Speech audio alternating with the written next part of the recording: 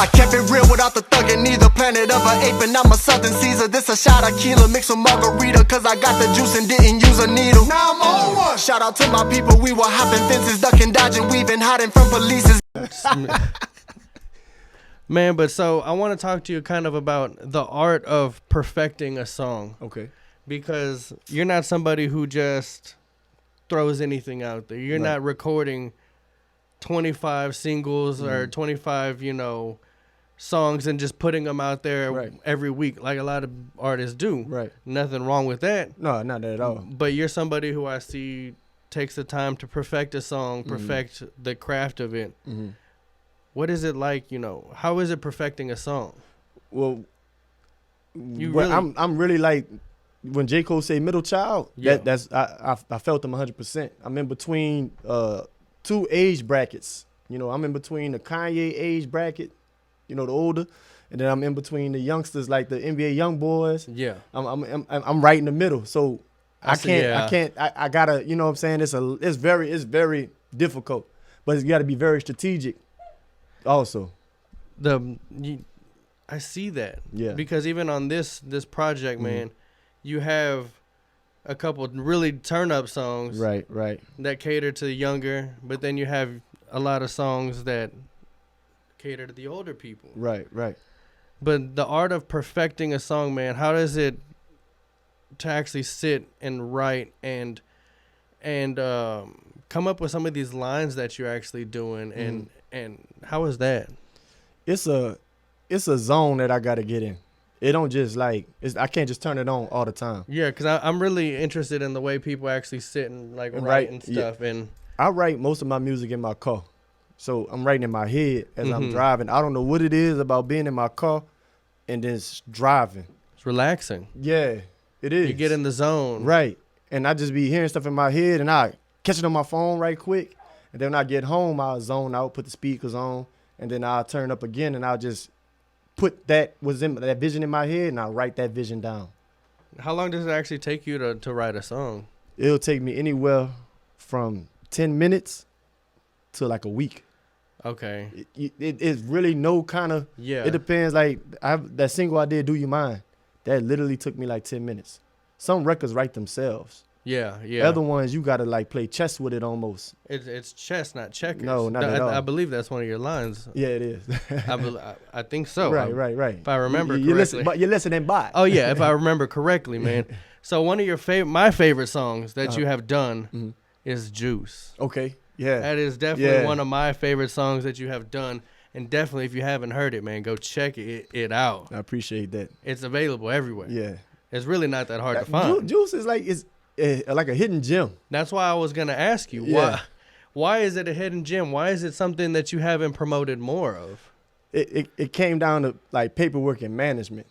You know what I mean? I was working with one group of people. Yeah. And they're the one that owned that song. You know what I'm saying at the time. And now with Southern Heat, it's they own another bracket of the songs. Yeah. You know what I'm saying? So these newer songs. Right. Exactly. We worked out a deal with this EP that I put out, and that's it. So you switch kind of managers between Juice and between the Do You Mind and stuff? Yeah. Okay. But with Juice, when we shoot the music video, we're going to work out a contract with my previous management team, and we're going to get that popping because that is definitely a hidden gem. Yeah.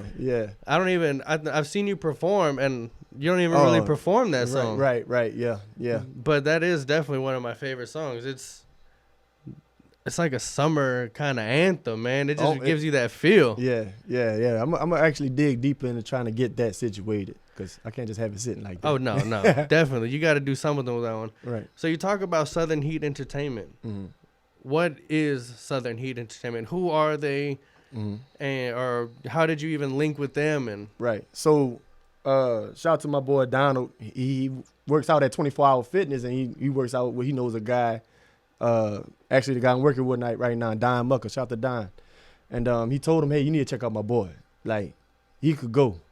Like, check out his records. And he was like, and Don at the time was like, all right, I'll check it out. Then they'll see each other again. Did you check out my boy? He's like, I'm going to get to it. He finally got to it, and it was like in reverse. Then Don went up to Donald and was like, yo, like, where he at? I need to chop it up with him. Like, we need to work. So he is one of the co-owners of Southern Heat Entertainment. Shout out to my boy Nitty too.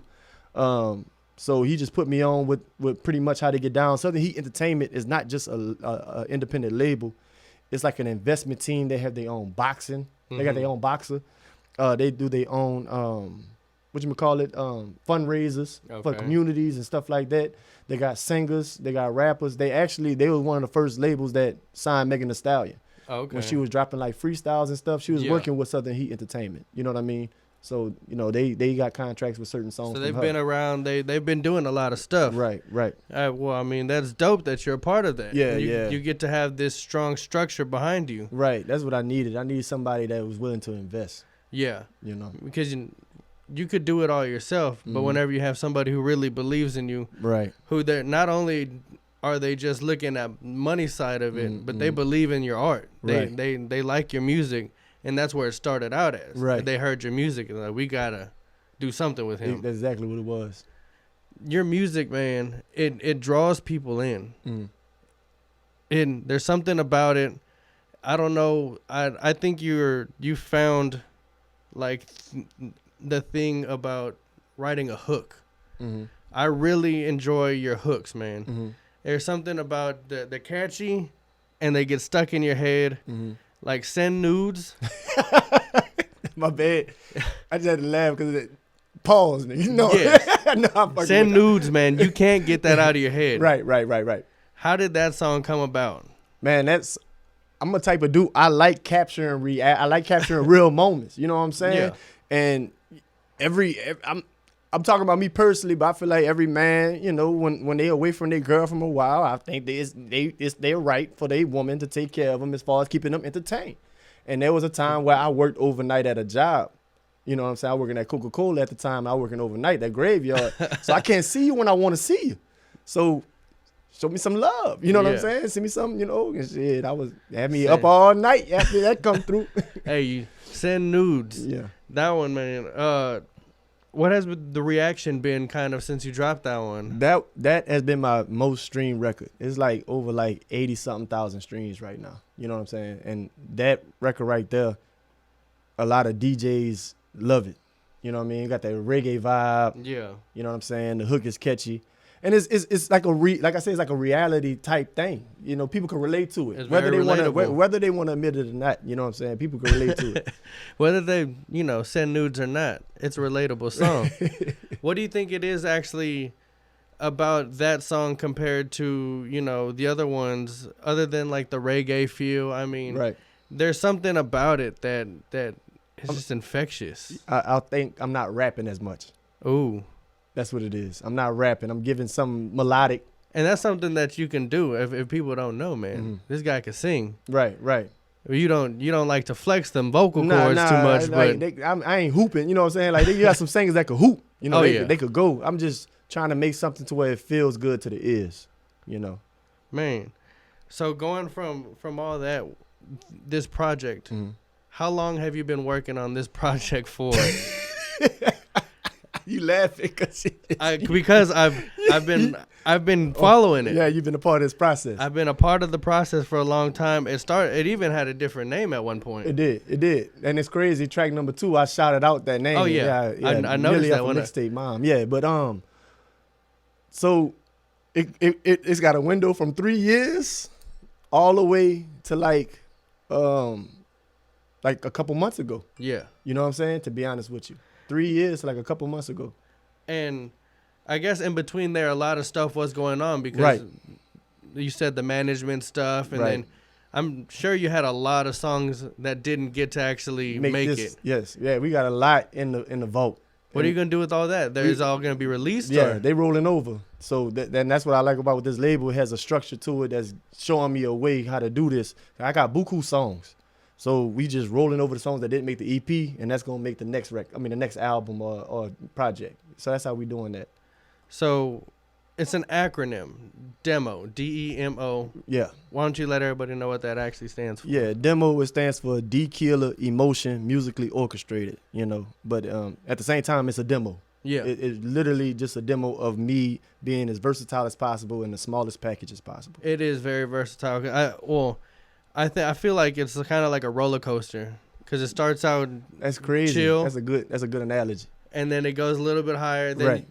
Got like a peak. Yeah, you have two songs where they're pretty turn up. Yeah. And then you have kind of the decline. Right. And what I told myself, I wanted the beginning to be like the end. So the beginning was calm, cool, and I wanted to end it calm, cool. And then in the middle, just like chaos.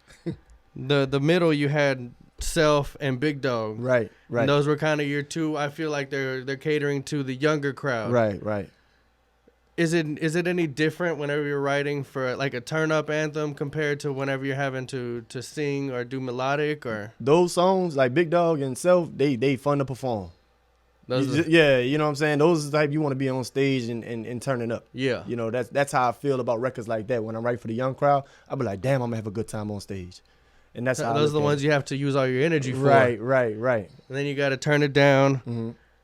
I think my favorite song on the whole project is Back of Roses. Okay, that's crazy. I've been getting a lot of that. Really? Yeah. And I think it's because you're like I said, it's the roller coaster. Uh-huh. You're at the peak, you're coming down, and it's kind of the one that wraps it all together. Right. And I think people, because I was very open and very vulnerable in that one. You know what I'm saying? And I think people could relate to being open because as a human being, everybody is that. But just people don't know how to express it. And that's all I did was to express an open part of my life pretty much. What is it like trying to be vulnerable and opening yourself up to everybody? Right. I be nervous a lot. Like, you got records where I open up a little bit, like on Make It All Right, for example. Like, I open up a little bit, but I don't want you knowing everything. But, like, I'll let you know how I was struggling and stuff like that. But then I'll backdoor it how I'm doing now because it's personal at the same time. So I'm working on being more open with the audience pretty much.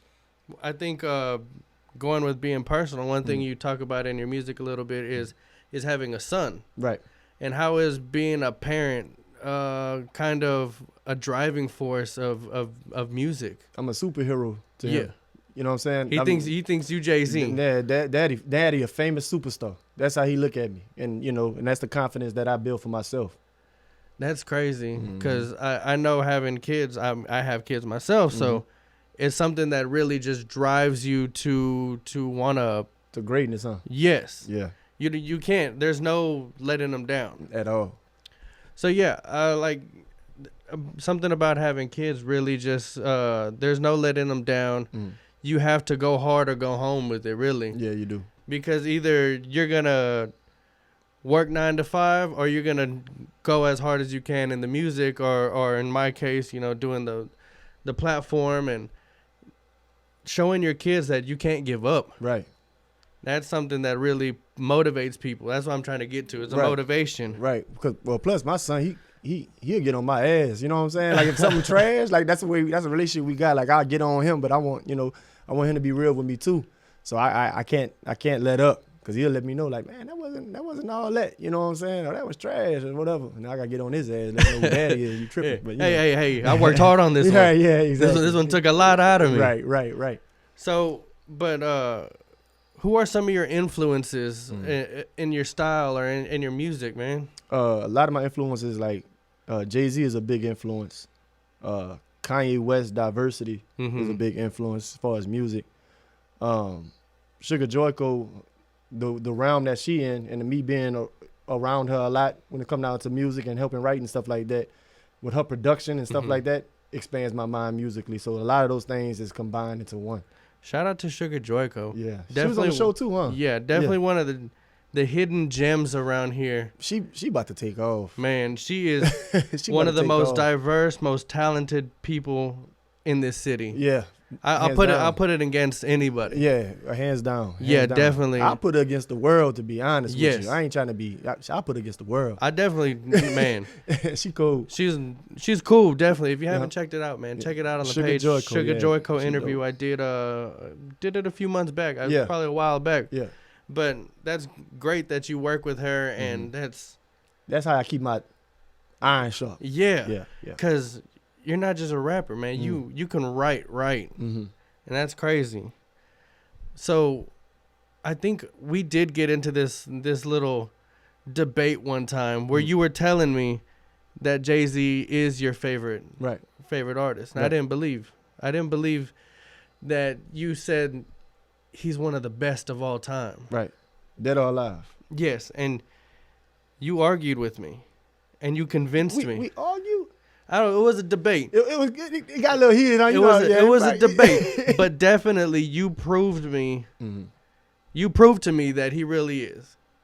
Because after that, I went home. Mm-hmm. I listened to every single JayZ album. And I respect that because you went from the beginning. Like, you went from Reasonable Doubt. You Yes. didn't just hop on some random, let me see some shit. Nah, you took the shit serious. Yes, and your argument Was with- solidified. yes, it was solidified. What do you take from JayZ and Kanye and them? You know, what do you take from them? They always, whatever they doing personal, I keep all that shit out. I just think, like, the music wise, they Yeah. keep it real. They keep it real. Whatever they talking about, they keeping it real. And that's what I want to keep my music around. Whether I go commercial or whether I go deep, it's all going to be 100% me at the end of the day. And that is like a lost art nowadays, I feel like. I think one thing that JayZ is obviously people know about him is he's a great businessman. Right. And that's something that you try to take into Right. to account with you, or Yeah, for sure. Like, with me working with my logo, getting Yes. that, me having that, my own brand, and then me working with Southern Heat, but at the same time thinking about other ways outside of music once shit start to take off. Because that's what you want to do. You want to be ahead of the game as far as knowing what you're going to do. It ain't going to be all just music. So JayZ opened up my mind as far as, like, what you going to start investing in then once you start getting these checks coming.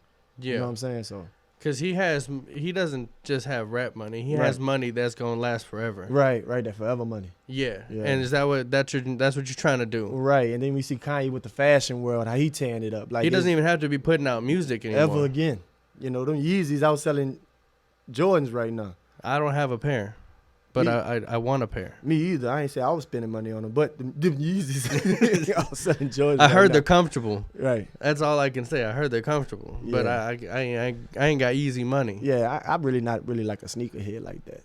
What you got? With some Hirachis on. You know what I'm Okay, saying? so you Yeah. got comfort right now. Yeah. You got a hoodie on and- yeah. I'm that nigga right there. Yeah, you got the gloves trying to prevent Right. being sick out here. Right.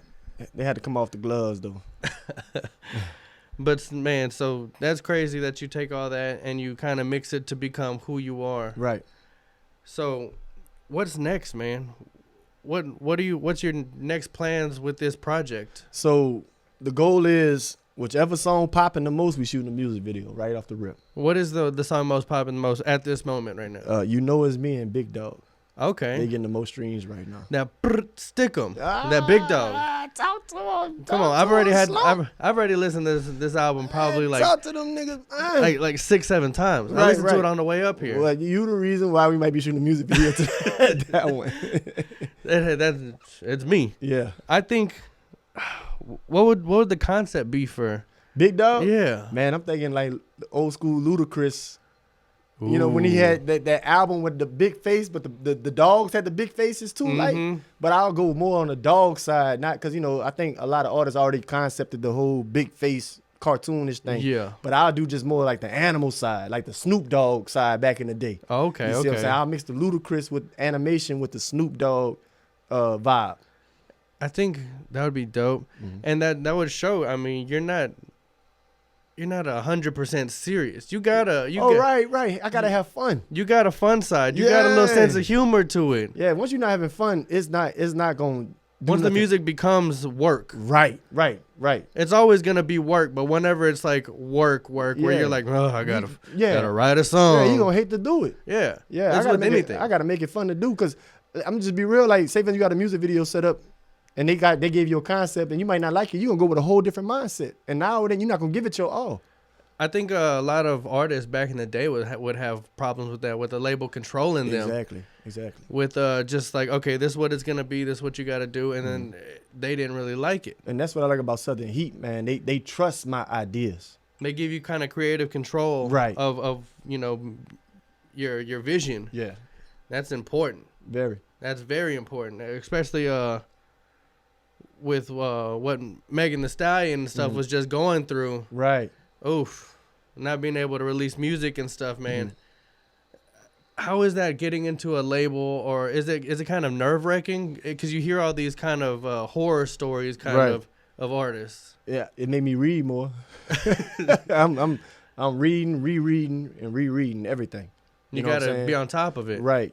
And that's all I could do is just learn from other people. Yeah, I think it's still crazy how artists are getting trapped into contracts like that. Right. You've heard it for years. Right. But you gotta put yourself in some of these artists' shoes. If you somebody ain't came from nothing, and you see a $20 steak, that $20 steak might look good to you, but you really could get that $180 steak like how you mentioned. Yeah. That's way better. Yeah. But that $20 look like that $180 steak to you because you ain't never had a steak before. You see what I'm saying? So that's the thing. It's hard. You gotta put yourself in people's shoes. If you ain't had nothing, everything look good.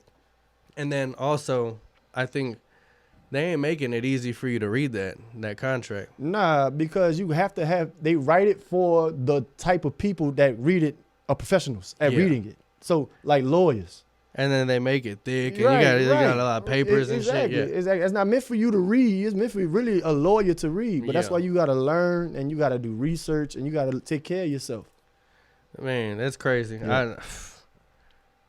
How is it being, or I guess being with a label or somebody compared to being independent? But you already said it was having somebody being able to back you. And my goal when I was doing my own thing, my goal was to show somebody that I'm a great investment. Yeah. That was my personal goal.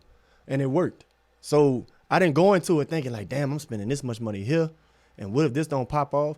It really was a resume. Yeah. I built a music resume. That's what I did.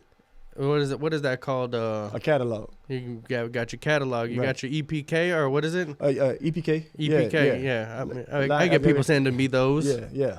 I don't know what they're called. Yeah, electronic press kit. Okay. Yeah. Right. I get people sending me them. Don't really know what to do with them. I check them out. I'm like, all right. Those are meant for more like labels and you know, people that you trying to. I mean, I didn't do it. I didn't have like an EPK sent to the label. They were just seeing my work and the numbers. Well, like you said, they right. They heard you from just word of mouth. Right. There you go. Man, that's crazy. So you're trying to do a video for whatever song is popping. Yeah, it's probably gonna be. Me personally, I wanted to be Make It All Right. Yeah, I was gonna say, which is your favorite song on that? Yeah, Make It All Make Right. It All Right. Why is that your favorite one? For one, it reminded me like back in the day, like a regular song, 3 verses. You know what I'm saying? You don't catch 3 verses that much anymore. No, there's a lot of minute, half, 2 minutes, maybe. Right. It was like a very capturing song, and then I put like part of my life in there.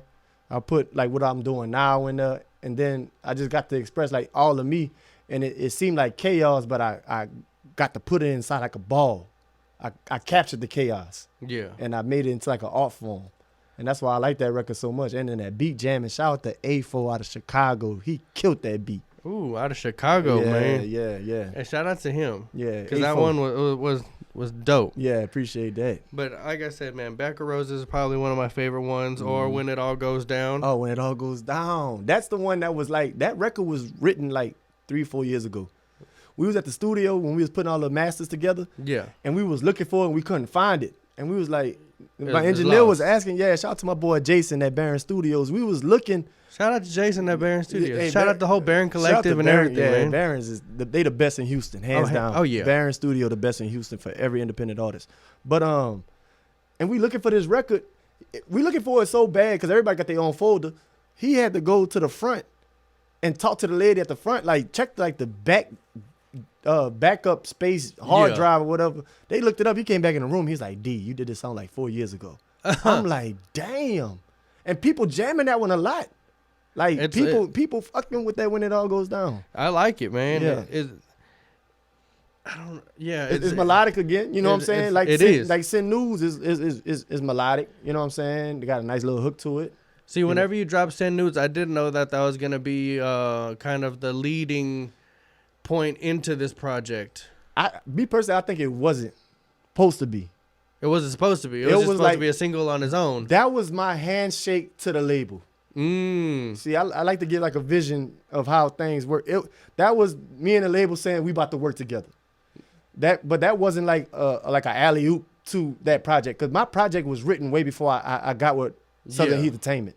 You know what I'm saying? When I got with them, they invested to the studio time where I was able to record all my work. Yeah, that's how that went. So why didn't you make it longer, man? I know a lot of people wanted more music. Right. That was their idea. He's, my boy Don said, let's drop an EP, 7 songs, and we're gonna push these 7 songs, and then we're gonna shoot some music videos, and let's keep it short and simple. And then next time we'll backdoor with a longer project. But my partner Jamie, shout out to my nigga Jamie, man. He told me he likes that it's 7 songs because he wants more. Yeah, I do want more. Right. So it's like a gift and a curse because you don't have that more, but now you wanting more, so that means you still listening out for me. Well, I didn't give you too much. You're gonna keep repeating this, and then you're gonna go into the back. You're gonna hear the juices. You're gonna hear the Henny things. You're gonna go back and hear the Do You Minds, yeah. And the Player Anonymous. And yeah. You going that far? Oh yeah. Yeah, you going that far? Because all you got to do is Google D.KEELA. Yeah. It's gonna come up. Right. Dang, you look at me, you got me putting a smile on my face like that. You in the archive just now. They're gonna I forgot about that record. It's still one of my favorite records. Man. Okay, I appreciate that. But they're gonna go back and you have this stuff like on the SoundClouds, and you have all this content behind you, man. And I think I like that I'm in this tunnel vision to not saying that I enjoy forgetting, but I'm just going. You're going. Yeah, I'm just going. There's no looking back. Right, and then I guess look at it like Pac-Man and the ghost chasing you. So that's what I feel like. I'm getting the pebble still, and then I got the ghost chasing me, wanting more of me. So the Pac-Man analogy. You like where this nigga going? Yeah, where's the Pac-Man analogy going? But yeah, that's how I'm looking at it, man. I just want to keep on going and have everybody. Yeah, they're gonna maybe on the old stuff, but at the same time, they're gonna keep on coming to me. And you're constantly improving each time. Yeah. With each record, it's getting a little bit more refined and right. a little bit more refined. Right. And then this was a whole project that it was only 7 songs, but it felt like a full project. It felt like it was a lot. Like yeah. you like you said, you packed a lot into this little project with a lot of little hidden gems about your life and growing up and then where you want to be. Right. You flexing on some people on this. And you listening. You flexing, man. My boy Slump, listen. Hey, you flexing on this one, man. Yeah. So what's next is a whole project after, but how soon do you see that coming? I see that like summertime. Because I know that's how we working right now. Okay. Yeah. I feel like as an artist, that's always like kind of like anxiety. You drop something and people are already wanting what's next. Right. And it's worse now because like the attention span is low now. Oh yeah. Yeah, like you hear one song and the next day you're on to another song. Yeah. And I wonder if it would ever come back to that concept to where you grab something, hold on to it type deal. I wonder if music ever get back to that. I would hope so. Yeah. Because I know you and also me, we grew up with a lot of music. Right. That it still holds weight to these days. Yeah, you'll listen to it and then it still sounds just as good as to you. I feel like a lot of music that I listen to nowadays, I might not be listening to it 20 years from now, 15 years from now. Right. But some of the Reasonable Doubts, the Get Rich or Die Tryings of 50 Cents and the Biggie Smalls and stuff, those are going to be still holding weight. Right. What is it about those tracks compared to, I think, tracks this time period? Yeah, that just kind of resonates. The convenience of everybody's able to make music now. Back then, like, everybody didn't have the tools and ways to distribute music. Now that everybody can do it, it's just oversaturated. Everybody can, and the relevance of people is you come and you go. Right, and it's crazy. Like to stand out from these people, you would think it'd be talent. It ain't talent no more. It's like personas now. It's clout. It's clout. That's how you got it. That's how you got to stand out your music, and it's crazy to me. Like I don't know how. I still haven't gotten to that. So that's the only hard part for me is getting into that. Like your music might not. It's popping. Everybody loving it, but you still might not pop. You're not somebody who has to come out and do some wild shit. Right. And you don't want to be that person that has to do some wild shit to get on. You want your music to be able to stand for itself. Exactly. But nowadays you see that. You see a lot of people just doing some dumb shit. And straight up. And then, and they start getting popping. Yeah. And like we said, with the music is shortened. You have a 1.5-minute song. Right. You could pump those out all day. Yeah. And the people are satisfied with that. Right. But you come with a hook, chorus, verse. You got like 3 verses, and so you got full strategy to it. Yeah, it's like a real game plan, man. But I think I don't see music nowadays. Me listening to it 20 years from now. You don't, huh? You see, like the next man could do it. Yeah, also. And I think just where music is constantly changing. There's always somebody new, somebody trying to reinvent. Right. Kind of reinvent the wheel, kind of. Yeah, yeah. That's I don't know. I'm excited to see where music goes. Right. Because you're a part of it. You know what I'm saying? You're the one that speaks on the process of it too. So it could go anywhere. Yeah, it can. It can. So I mean, I guess just you're gonna have to keep trying to keep up with these young kids, man. Yeah, because they moving. There's people out here, 15. Yeah. That you're having to try compete to with. Yeah. And that's crazy to me. Like, it's crazy. But I think one thing I learned from you is JayZ's best album didn't come out till he was like 10 years later type shit. Yeah. So till he was a little bit older. Yeah. That's something that I guess it what is the word? I guess it's inspirational to somebody who's still in the game. Right. No, it is. Cause you ain't gotta be a little pumped to be out here popping, man. Yeah. That's I'm excited to see what's next. I appreciate that. I'm excited to see. Hopefully during the summer we'll see. Yeah, another project.